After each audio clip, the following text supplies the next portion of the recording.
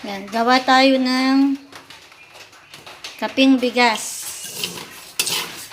Ayan guys. Kaping bigas. Hininaan ko na yung apoy kasi madali siya masunog. Ayan, bawal sa akin yung instant coffee o kaya kape na gawa sa coffee beans. Yung ano.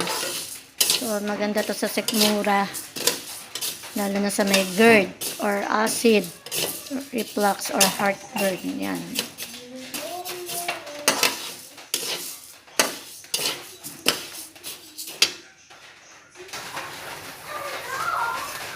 Ayan na siya. Nangitim na siya. Amoy na amoy ko na yung aroma niya. Ayan. Ito na ang finished product ng rice coffee. Ayan. Kaya madilim guys. Rice coffee guys. Medyo madilim dito. Hindi na switch yung isang ilaw.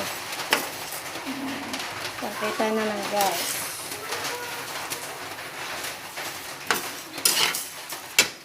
Maganda yan sa masinisikmura at acid at may GERD na bawal mag-instant coffee or kape na gawa sa coffee bean.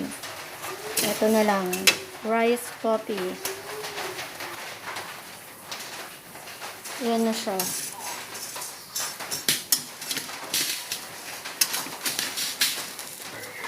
Oh, dumoble yung ano, isang takal lang yan, yung cup ng noodles. Ang dami yung. Kasi bibili ako sa online, ang mahal. Gumawa na lang ako guys. Yan. So, thanks for watching.